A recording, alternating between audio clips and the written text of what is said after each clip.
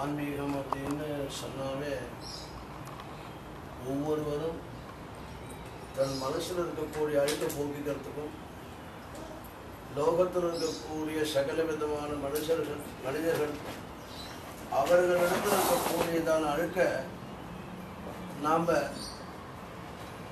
அதை பிரகடனப்படுத்தாமல் இருக்கிறதுக்காகவும் நம்ம இடத்துல இருக்கக்கூடிய அழுக்க போக்கிக்கிறதுக்கும் இந்த ஆன்மீகம் அப்படிங்கிற ஒரு நல்ல ஒரு மார்க்கம் தான் பல ஆயிரக்கணக்கான உபதேசம் பண்ணுறார். முதல்ல ஆஞ்சநேய சுவாமிக்கு ராமர் நல்ல உபதேசங்கள்லாம் பண்ணுறதுக்கு முன்னால் யார் உபதேசம் பண்ணால் சீதை. என்னத்தை உபதேசம் பண்ணுறார்? சீதாராமருடைய வைபவத்தை, ராமச்சந்திரமூர்த்தியினுடைய நாமத்தை சொன்னால் உனக்கு நல்ல கதி கிடைக்கும், நல்ல பாக்கியசாலினியாக உனக்கு ஒரு புத்தி கூர்மை இருக்கும், உனக்கு பராக்கிரமம் இருக்கும், தைரியம் இருக்கும், வீரியம் இருக்கும்னு எல்லாத்தையும் சீதை சொல்கிறான். முதல்ல ஆஞ்சநேய சுவாமிக்கு உபதேசம் பண்ணினது சீதை, அப்புறம்தான் ராமர் பண்ணுறார். அதனால்தான் சீதாராம ஆஞ்சநேய சம்பாஷணை சம்வாதமுன்னு தெலுங்குல சொல்லுவா. சீதாராம ஆஞ்சநேய சம்வாதமும். இப்போ இவளுடைய சம்பாதங்கள் எப்படி இருக்குன்னா, ஒருத்தருக்கு உபதேசம் பண்ணி பண்ணி பண்ணி அது உலக நன்மைக்காகவே ஒருவருக்கு சொல்லப்பட்ட உபதேசம் லோகம் பூரா எல்லாருமே அனுசரிக்கும்படியாக தான் இருந்திருக்கு. ஆக ராமச்சந்திரமூர்த்தி சொன்ன உபதேசங்கள் ஆஞ்சநேயருக்கு உபதேசம் பண்ணுறார். ஆஞ்சநேயருக்கு ராமர் யாரான ஆச்சாரியன், ஞானாச்சாரியன். பாக்கி எல்லாருக்கும் ராமர் கடவுளாக இருக்கலாம், ஆஞ்சநேயருக்கு ஆச்சாரியன். ஆனால் அந்த ஆச்சாரியனுக்கு சொல்லப்பட்டதான விஷயங்கள் எல்லாரும் ஆசிரியக்கிறோம். எப்படி ராமர்கிட்ட ஆஞ்சநேயர் எப்படி இதை அனுபவிக்கிறார் அப்படின்னா, அப்போ அனுபவிக்கிறத சொல்லும்போது வைதேகின்னு சீதைக்கு ஒரு பேர் வச்சா. மைதிலின்னு பேர் இருக்கு, ஜானகின்னு பேர் இருக்கு, சீதைன்னு பேர் இருக்கு. ஆனால் வைதேகின்னு ஒரு பேர் ராமருக்கு முன்னால வைதேகி சகிதம் சுரத்ருமதலேன்னு சொல்றா. வைதேகின்னு என்னன்னு கேட்டாங்கன்னா, சரீரத்தை யார் விட்டாலும் அவளுக்கு பேர் வைதேகின்னு பேர். தேகத்தை யார் விதரணம் பண்றா, யார் தேகத்தை விட்டாலோ அவளுக்கு பேர் வைதேகின்னு பேர். அப்பேற்பட்டதான வைதேகி ராமச்சந்திரமூர்த்தியோடு இருந்துட்டு ஆஞ்சநேய சுவாமிக்கு உபதேசம் பண்றா. எப்படி உபதேசம் பண்றான்னா, பரதன், சத்ருகணன், லக்ஷ்மணன் எல்லா ரிஷிகளும் இருந்துட்டு ஒரு உபதேசம். அந்த ரிஷிகள் எல்லாம் இருந்து உபதேசம் யாருக்கு பண்றாங்க? அக்ரேவாசகிதி பிரபஞ்சன சுதே. இந்த பிரபஞ்சனத்தை பற்றி, பிரபஞ்சன சுதே தத்துவம் முனிப்பிய பரம்னா என்ன அர்த்தம்னா, வாயுபுத்திரனுடைய அஷ்டோத்தரத்தில் பிரபஞ்சன் ஒரு பேர் அவனுக்கு, வாயுபுத்திரனுக்கு. பிரபஞ்சன சுதே, சுதம்னா பையன் அர்த்தம். அப்போ வாயுகுமாரனான ஆஞ்சநேய சுவாமிக்கு ராமச்சந்திரமூர்த்தியும் சீதா பிராட்டியும் நல்ல உபதேசங்களை பண்றான். ஆஞ்சநேயர் கேட்டார். கேட்டதுனால ஆஞ்சநேயருக்கு என்ன ஆச்சுன்னா, ஞானம் வந்ததா, புத்தி வந்ததா, ஆஞ்சநேயருக்கு தைரியம் வந்ததா, பராக்கிரமம் வந்ததான்னா வினயம் வந்தது. நல்ல உபதேசங்களை கேட்டால் ஃப்ளெக்சிபிலிட்டி, வினயம் வந்தது ஆஞ்சநேயருக்கு. பரோபகார சிந்தனை வந்தது. அப்போ இந்த பரோபகார சிந்தனைன்னா பகவான் என்ன பண்ண, பகவானுக்கு என்ன பண்றாரு அவர்? குரு சிஷ்ய பாவம். ஆஞ்சநேயருக்கு ராமர் கடவுள் இல்லை. ராமாயணத்தில் துளசிதாசர் ராமாயணத்தில் ஆஞ்சநேயருக்கு ராமச்சந்திரமூர்த்தி குருன்னு குறிப்பிடுறார் துளசிதாசர். அப்போ குரு சிஷ்ய பாவம். அப்போ ஆஞ்சநேயருக்கு ராமர் பிரபு, இவர் யாருன்னா சேவகன். அப்படி பகவானுக்கு ஆஞ்சநேய சுவாமியே கைங்கரியம் பண்ணியிருக்கார். நாம் சுவாமிக்கு கைங்கரியம் பண்றோம். சுவாமிக்கு கைங்கரியம் பண்றோம்னா சுவாமி எங்க இருக்காருன்னா, அந்தஹா பகிஹி சர்வம் வியாபிய நாராயண ஸ்திதான்னு உபநிஷத்து சொல்றது. அந்தஹான்னு உள்ள லலிதா சகஸ்ராமத்தில் அந்தர்முக சபாராத்யா பகிர்முக சுதுர்லபான்னு ஒரு வாக்கியம் உண்டு. அப்படி அந்தர்முகமாக உன்னை நீ எப்பொழுது தேட ஆரம்பிக்கிறியோ, உன்னிடத்தில் இருக்கக்கூடியதான் அகந்தை, பொய் சொல்றது, பொறாமை படுறது, பயந்துக்கிறது, இந்த மாதிரியான துர்குணங்கள் எல்லாம் நாம் விளக்கணும். அப்படின்னா அதுக்கு ஆன்மீகம் அப்படிங்கிறது ஒரு மார்க்கம் நமக்கு தேவை.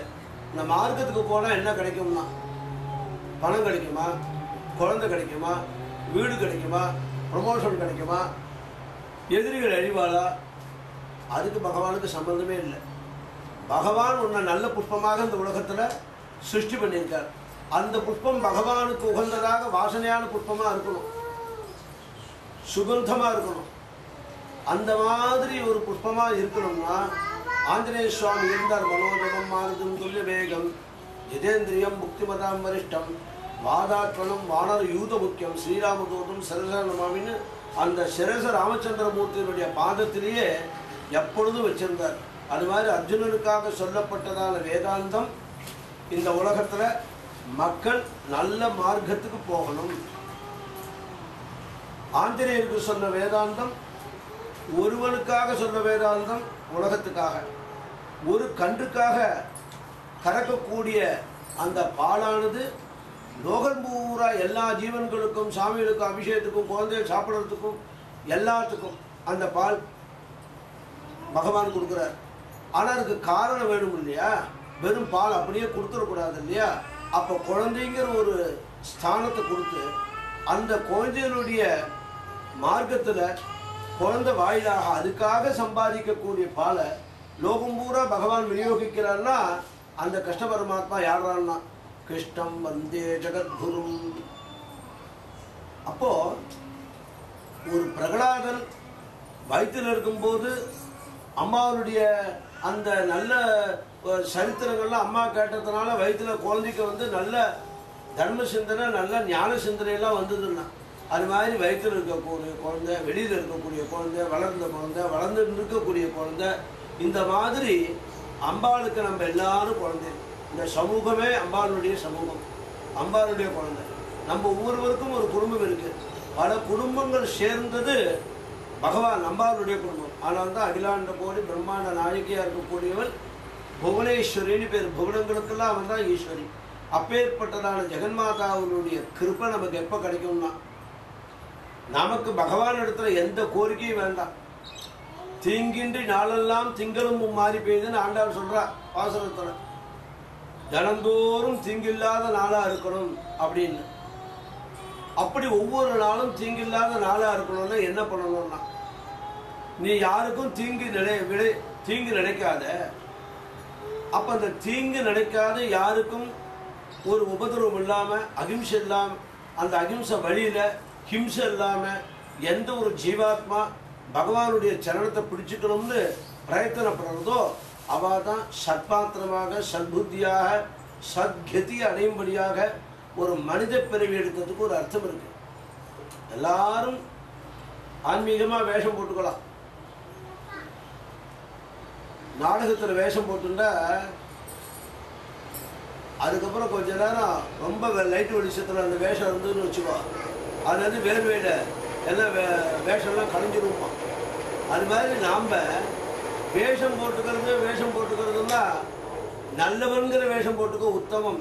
புழுவாய் பிறக்கினும் புண்ணியா நின்னடி சேர்ந்தார்க்கு வழுவாதிருக்க வரம் தர வேண்டும் வையகத்தே. தொழுவாருக்கு ஒரு தீங்கு இல்லையே. உன்னை யார் தொழறாளோ, யார் தொழுகை நடத்துகிறாளோ, உன்னை யார் சிக்கனை பிடித்தேன்னு உன்னை பிடிச்சிக்கிறாளோ அவளுக்கு ஒரு தீங்கு இல்லையேன்னா. அப்போ நெஞ்சில் ஒரு கால் நினைக்கும் இருகால் தோன்றணுமேன்னு சொல்றாங்க. அப்போ ஒரு கால் பகவானை நினைக்கணுங்கிற ஒரு புத்தி உனக்கு வந்துருத்துன்னா பகவானுடைய இரு பாதங்கள் உன்னுடைய நெஞ்சில பதிப்பார். நெஞ்சில் பதிப்போருக்கு விமல நலுள் கை கூடும்னா. அப்ப நெஞ்சில் பதிப்போருக்குன்னா என்னத்தை பதிக்கிறது அப்படின்னா பகவானுடைய திருமந்திரங்கள், பகவானுடைய திருமுறையை யார் சிந்தை கலங்காது தியானிக்கிறாளோ அவளுக்கு தான் வந்து இதுவே ஒரு ஔஷதம்னா. ஔஷதம்னா என்னடான்னா உடல்ல வியாதி வந்துருச்சுன்னா பலவிதமான மருத்துவர்களை நாடலாம்.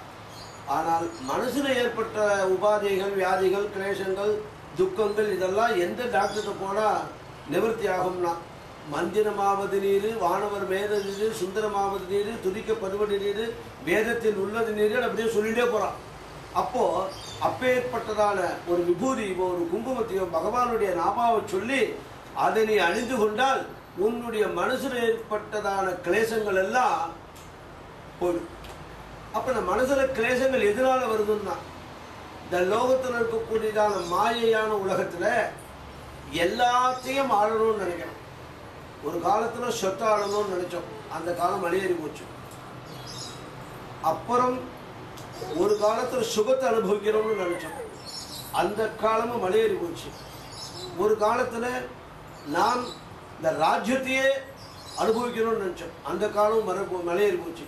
இப்போ என்னடா கலியுகத்தில் கலியுகத்தில் என்ன நடந்துருக்குன்னா, ஒவ்வொரு மனிதனும் ஒவ்வொரு மனிதனே ஆளணும் அப்படின்னு நினைக்கிறான். அப்போ ஈகோ, ஒவ்வொரு மனுஷனும் ஒவ்வொரு மனுஷனை அடக்கி ஆளணும்னு நினைக்கும் போது நம்மளுடைய பூஜைகளோ நம்ம சுவாமி கிட்ட வச்சிருக்கக்கூடிய பக்தியோ நம்ம குணங்களை ஒரு க்ஷணத்தில் மாற்றிடாது.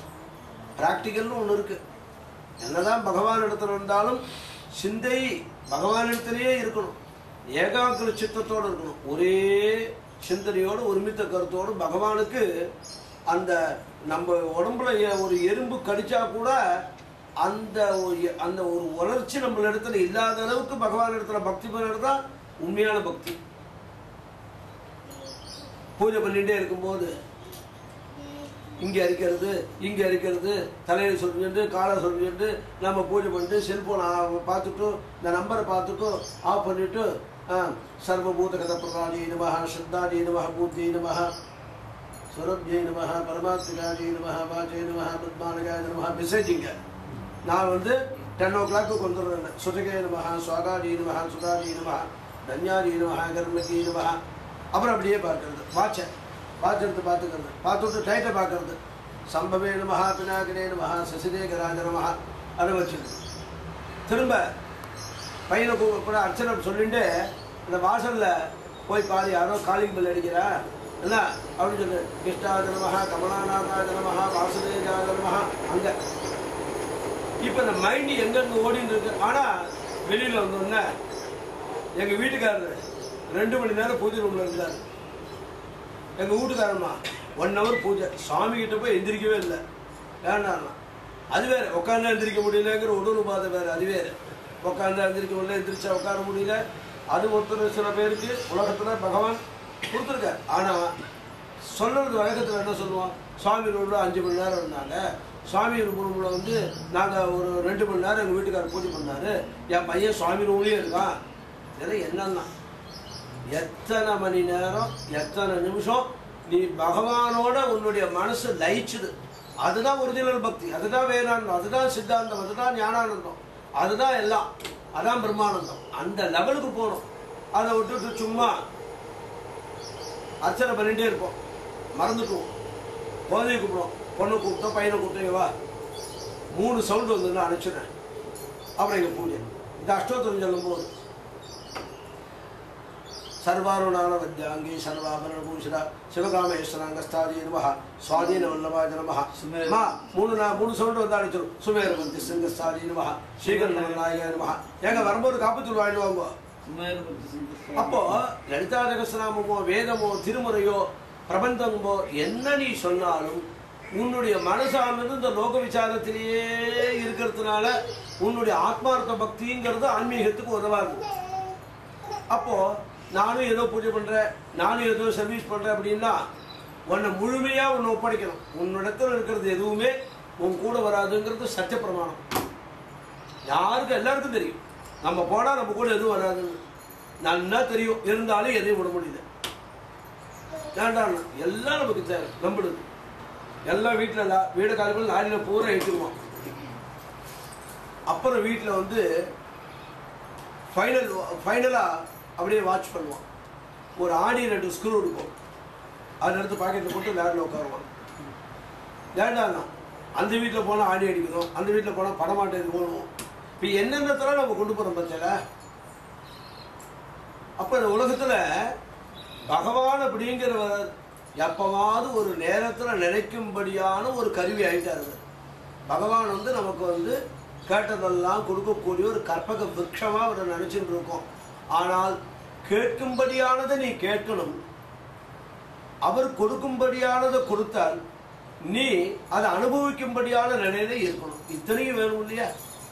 கொடுக்கிறவன் கொடுப்பான், ஆனால் கேட்கிறவன் கேட்டு தான் இருக்கான்.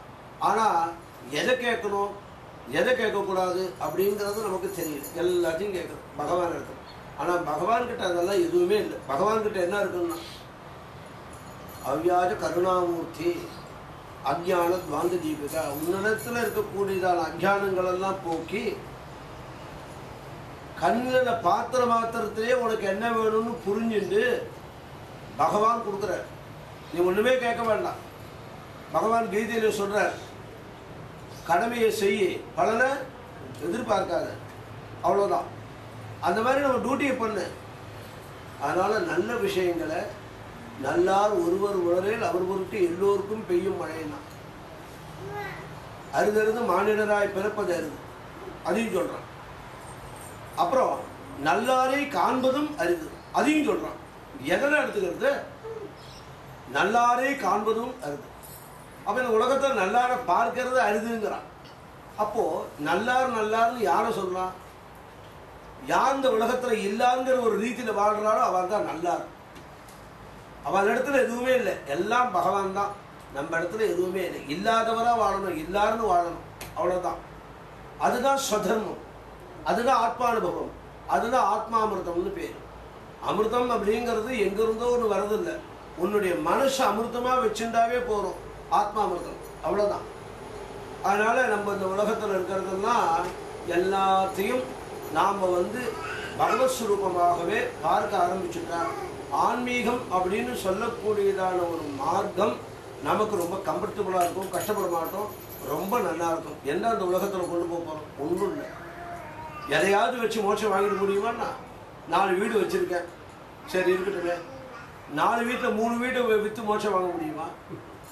இல்லை 4 வீட்டையும் விற்று மோட்சம் வாங்க முடியுமா? இன்னும் ஜென்மாந்திரத்தில் செஞ்ச பாபங்கள் போகணும்னா பேங்க்ல ஒரு 25 லட்சம் ரூபா பணம் இருக்கு, ரைட்டு. யார் பேருக்கு 25 லட்சம் ரூபா எழுதி ஒரு செக்கு கொடுத்தோன்னே நான் செஞ்ச பாவம்லாம் போகணும், அதனால இந்திரன்கிட்ட இதை போய் கொடுத்துட்டு வாங்க, பகவான் இடத்துல போய் கொடுத்துட்டு வாங்க அப்படின்னா, பகவான் கிட்ட பாவத்தை தொலைக்கிறதுக்கு பணம் கொடுத்தா போகுமா? போகுமான்னா இல்லை, சொத்து சுகத்தை வச்சுட்டு நம்ம மோட்சத்துக்கு, நரகத்தை விட்டுட்டு மோட்சத்துக்கு போக முடியுமா? அப்போ நம்ம மோட்ச கதி இனிமேல் பிறவியே வேண்டாம் அப்படின்னு ஒரு பிரார்த்தனை நமக்கு நிறைவேறணும்னா, நம்ம கிட்ட இருக்கக்கூடியதான புகழோ அந்தஸ்தோ விளம்பரமோ எதை வச்சாவது நம்ம அதை வாங்கிட முடியுமா? இல்லை. ஆனாலும் இந்த லோகத்தில் கலிகாலத்தில் வாழறதுக்கு எல்லாம் தேவைதான்.